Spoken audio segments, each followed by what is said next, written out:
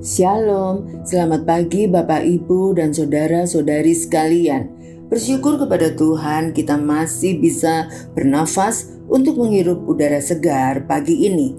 Mari kita berdoa untuk siap mendengar renungan firman Tuhan. Selamat pagi Bapak yang baik. Kami bersyukur untuk hari yang baru dan berkat yang baru pada pagi hari ini. Terima kasih untuk anugerah-Mu. Beri kami hikmat Allah untuk bisa memahami dan mengerti kebenaran firman-Mu, sehingga firman-Mu menjadi terang dalam setiap langkah hidup kami. Dalam nama Yesus kami berdoa. Amin. Tema kita pagi ini menjadi mujizat sejati. Diambil dari Kisah Para Rasul 16 ayat 25 sampai 31. Tetapi kira-kira tengah malam, Paulus dan Silas berdoa dan menyanyikan puji-pujian kepada Allah, dan orang-orang hukuman lain mendengarkan mereka. Tetapi terjadilah gempa bumi yang hebat sehingga sendi-sendi penjara itu goyah, dan seketika itu juga terbukalah semua pintu dan terlepaslah belenggu mereka semua. Ketika kepala penjara itu terjaga dari tidurnya dan melihat pintu-pintu penjara terbuka, ia menghunus pedangnya hendak membunuh diri, karena ia menyangka bahwa orang-orang hukuman itu telah melarikan diri. Tetapi Paulus berseru dengan suara nyaring, katanya, "Jangan celakakan dirimu, sebab kami semuanya masih ada di sini." Kepala penjara itu menyuruh membawa suluh, lalu berlari masuk, dan dengan gemetar tersungkurlah ia di depan Paulus dan Silas.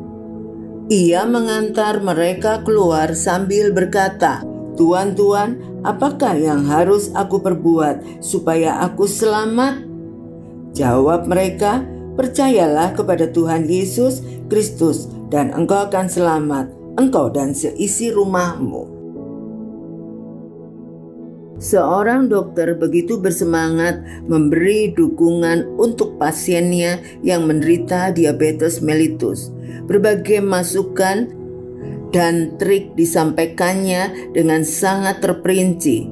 Dokter sangat ahli ya dengan penyakit ini, tapi coba kalau dokter jadi pasien seperti saya, apa dokter masih bisa menasihati saya dengan semangat seperti sekarang? Ujar sang pasien. Sang dokter pun menjawab, "Saya juga penderita diabetes mellitus, Bu.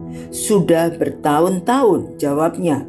Paulus dan Silas dimasukkan ke dalam penjara yang paling tengah. Kaki mereka dibelenggu dalam pasungan yang kuat.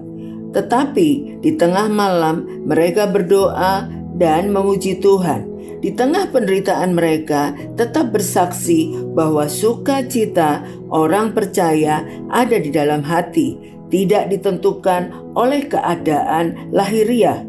Hukuman penjara yang dialaminya tak dapat melenyapkan damai dan sukacita mereka.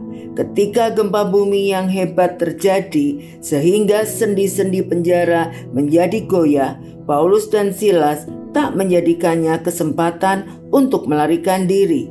Mereka tetap berada di tempatnya supaya kehadirannya menjadi mujizat bagi kepala penjara. Menerima kesembuhan secara ajaib dari sakit penyakit, lepas dari maut saat terjadi bencana atau kecelakaan, dan mendadak mendapat berkat pada saat berkekurangan, tentu menggembirakan. Namun bersukacita dan bersaksi karenanya adalah hal biasa. Siapapun bisa bersukacita ketika mendapat berkat besar.